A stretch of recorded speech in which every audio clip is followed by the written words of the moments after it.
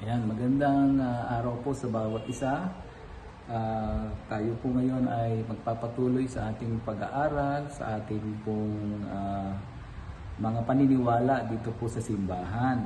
Ang ating pong pag-aaralan sa araw na to ay ang ating paniniwala sa otoridad ng Biblia.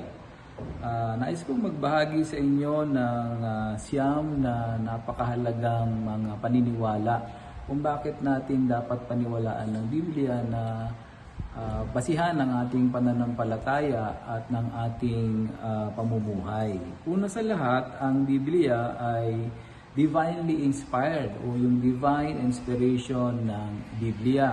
So marami tayo sa ating mga Kristiyano na naniniwala na ang Biblia ay divinely inspired. Ano ibig sabihin nito? Na ang bawat author o bawat sumulat ng Biblia ay properly and inspired and guided by the Holy Spirit.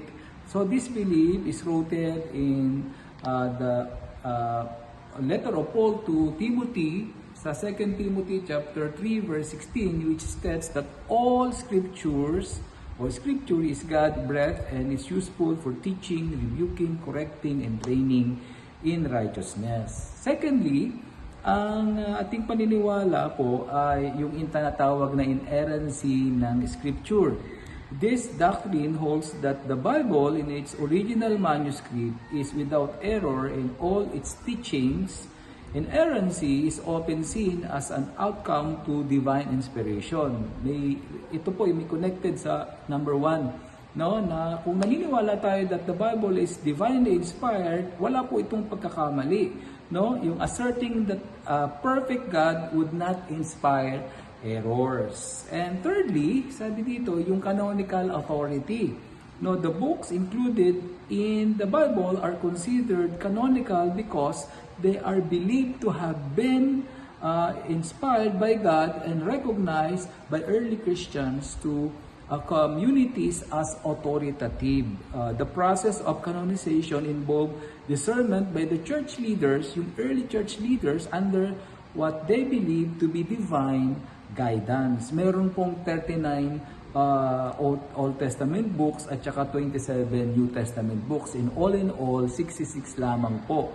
Ngayon, sa susunod ng mga paglilinaw nating pag-aaral, bakit merong mga ibang mga dagdag pa sa ibang mga kababayan nating Katoliko Romano. Pero in-depth studies na po yun. Punta po tayo sa pang-apat, no, na dahilan kung bakit po authoritative ang Biblia. Number 4 po, yung historical reliability.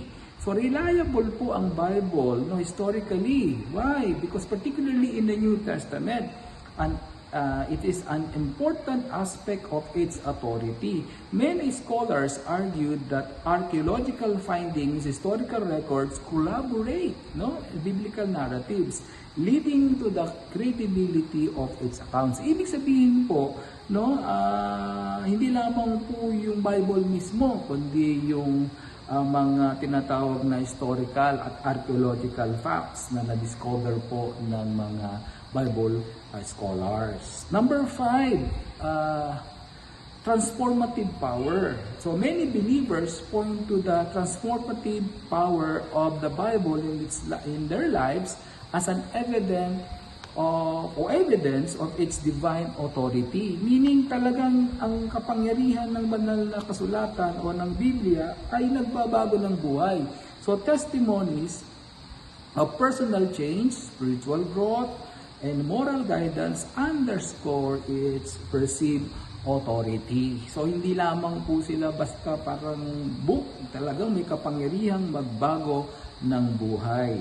And pang-anim po, no, yung tinatawag na prophecy fulfillment. The fulfillment of the biblical prophecies is often cited as evidence of the Bible's divine origin and authority. So examples include prophecies about the coming of the Messiah and events in the history of Israel. Ang dami pong mga hula ng Old Testament na talagang nasa katuparan, no? Ibig sabihin na fulfilled yung mga prophecies na ito, no? Kaya po talagang madapat paniwalaan ang Biblia. Pang-pito po, no? Ito pa, yung consistency and unity.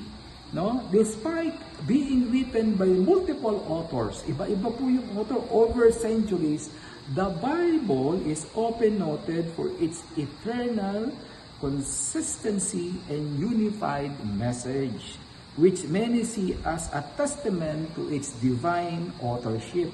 Pambira, ang daming mga nagsulat ng Bible, ang dami, iba-ibang panahon, pero sila po ay may consistency at saka unity. No? Talagang nagpapatunay lamang na ang Biblia po ay mayroong makalangit na pag-author o pagsasulat. Pangwalo po, no? Sabi nga, yung tinatawag na church tradition and teaching. So, kaya nga ho sa pananampalatayang Kristiyano, napakahalaga na alam natin kung saan nakaduktong yung ating paniniwala at pananampalataya. The authority of the Bible is reinforced by the teaching and tradition of the church. The church councils and creeds played significant roles in affirming the authority of the Bible. Kaya nga sa atin sa Presbyterian, yung ating mga credo, yung ating mga standard, yung ating confession of faith, talagang pinatutog na tinitindigan na ang otoridad ng Biblia ay talagang mapapanaligan natin. And last but not the least, yung moral and ethical guidance of the Scripture. The Bible's role as a moral and ethical guide for individual societies underscore its authority. Its teachings on justice, love, compassion, righteousness now have shaped laws and culture norms throughout history. And most importantly, the gospel. No, walang iba, no, na pinanggagalingan ng mabuting balita kundi ang banal na kasulatan.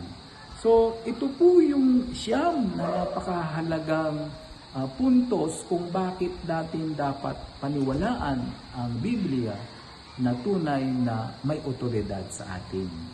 Ang atin pong mga dagdag pang mga pag-aaral dito ay po pwede po nating itanong sa ating mga leaders sa mga pag-grupo-grupo po natin. At nawa po tayong lahat ay mag-participate at bahagi natin yung ating mga tanong at kung may mga sagot tayo para maging buhay ang ating pong diskusyon. Yan lamang po mga kapatid. Maraming salamat. Pagpalain po tayo ng Panginoon. Amen.